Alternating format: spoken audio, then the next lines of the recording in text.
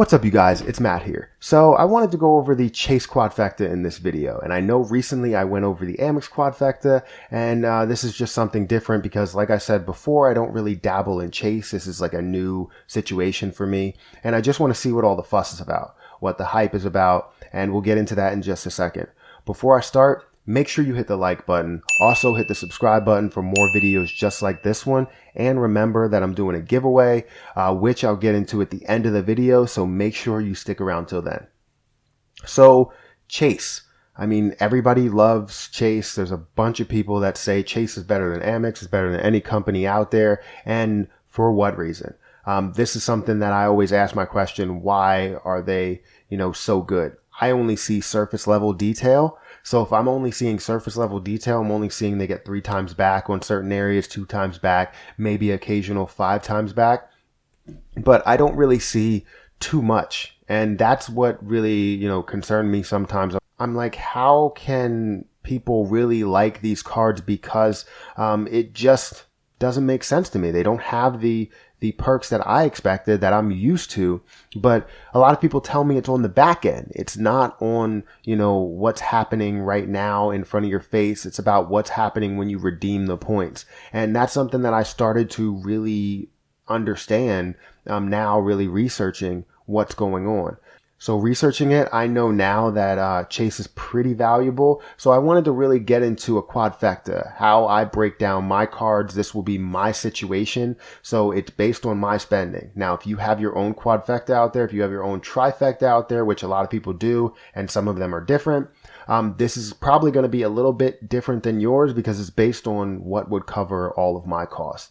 It's, how do you get your ducks in a row and how can you really cover all your bases. And that's what I'm looking to do. And with these cards, I feel like I can do that. So let me actually get into it, and then we can break down the whole entire Quadfecta situation at the end. And hopefully you like it.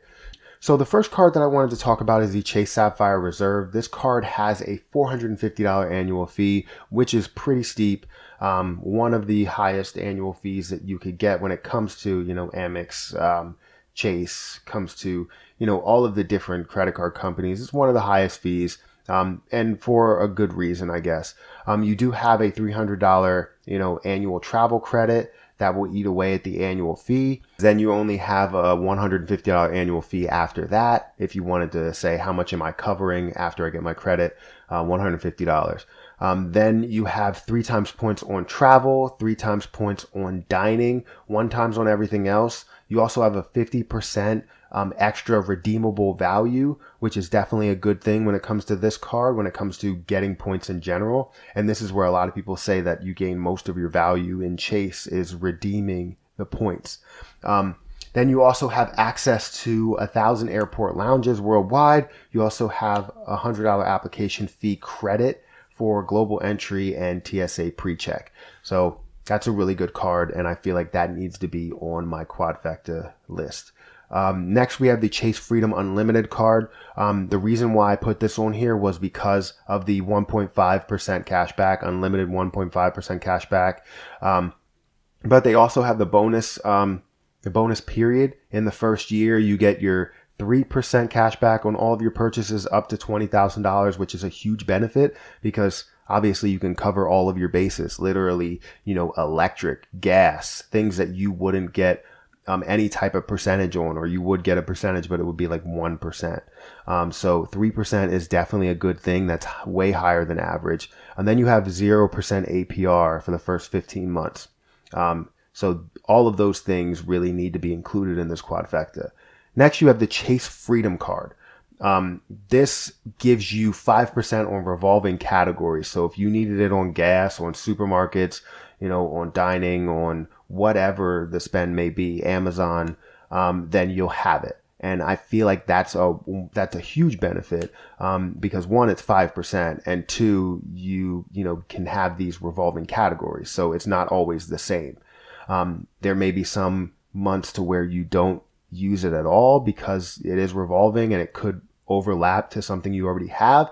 But, you take that risk. It's a no annual fee card, and I feel like it's definitely good. You also have 1% cash back, but that's going to be, taken out because you have the 1.5% cash back with the Freedom Unlimited card. So next card is the Ink Business Cash Credit Card. This card is more of like a home-based card. And when I say that, I mean something that I would spend money on normally at home. And that's why I picked this card. It just has a lot of benefits for normal spending. So if you look at it, it has 5% cash back on supply stores, internet, cable, and phone services.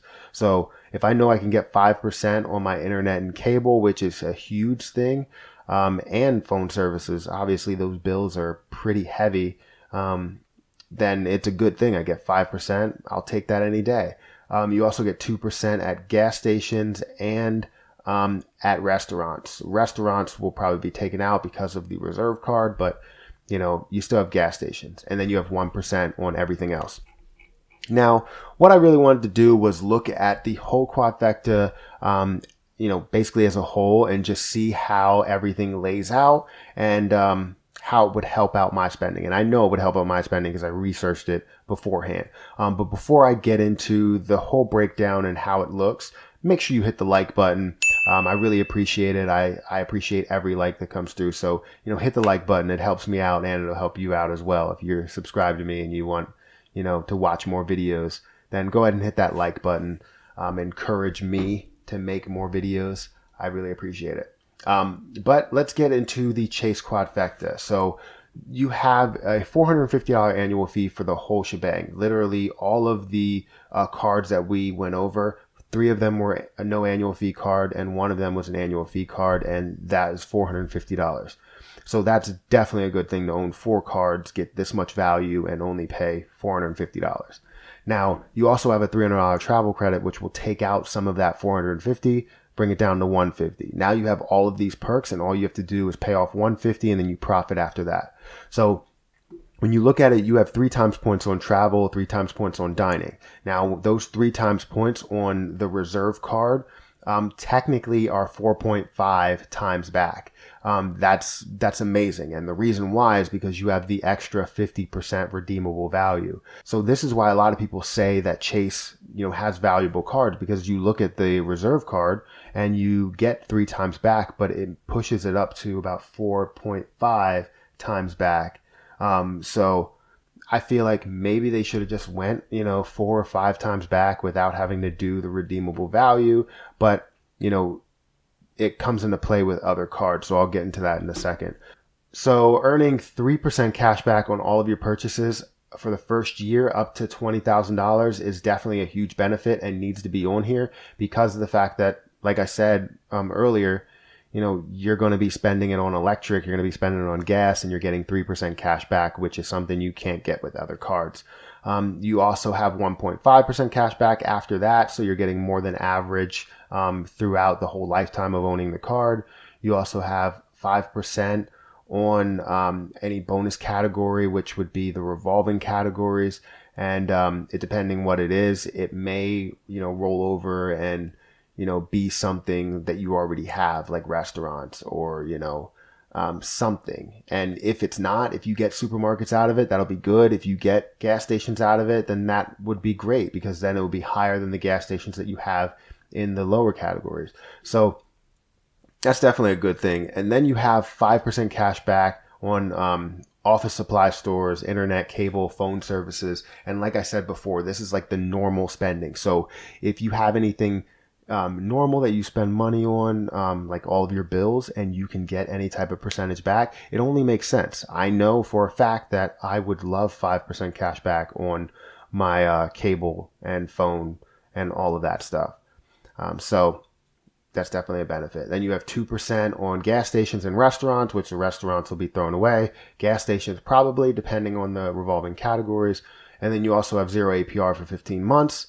Like I said, the 50% more redeemable value. So what you can do is you could take the Chase Freedom points and you can transfer those to the reserve card, and you can use those at a 1.5% redeemable value. So technically you're getting all of the points on the Chase Freedom card that you have. You can push those to the reserve card, and now you have more value for those points just because you own both cards. So that's that's definitely a good thing. And I feel like, you get value out of, the back end. So when I said that they should just change it to 4 or 5 times, that wouldn't help out the Freedom card, because now the Freedom card, you would still transfer it to the reserve card and you would still only get 1-to-1. But when you redeem it at a higher value, now you're getting 1.5. So it makes sense. You also have 1,000 airport lounges, which you can, lounge at. It's a good thing. And you have $100 application fee credit for global entry and TSA pre-check. So my overall opinion on this Quadfecta, obviously I put it together, so I love it. Would I get it? Probably not, just because I would have to get, 4 cards soon, which I don't think will happen. By the time I get this Quadfecta, I feel like offers are going to change. Different things are going to happen. It's going to be not 1.5% cash back. It might be 2 or something. And, you might have a bunch of things that change. So I know that I'm not getting this anytime soon. I'm more of an Amex, diehard, I would say, just because I've been using their cards and I really want to continue using their cards. I really like the look and feel and, all that of those cards and a lot of their face value perks. Not anything that's just like you get points or extra cents on the back end. So I don't know. It's just a preference, I guess. You'll probably hear me say this, and then down the road, you're going to see me with the Chase Quadfecta that I was talking about. So I don't know.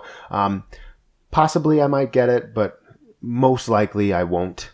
So I don't know. Let me know how you feel about this Chase Quadfecta. If you feel like there are other cards that should be added, then go ahead and shoot me a comment down below. And just remember that I did have a few comments on the other one saying that, you should have added this card. I feel like you shouldn't have put this card in there. It doesn't make sense.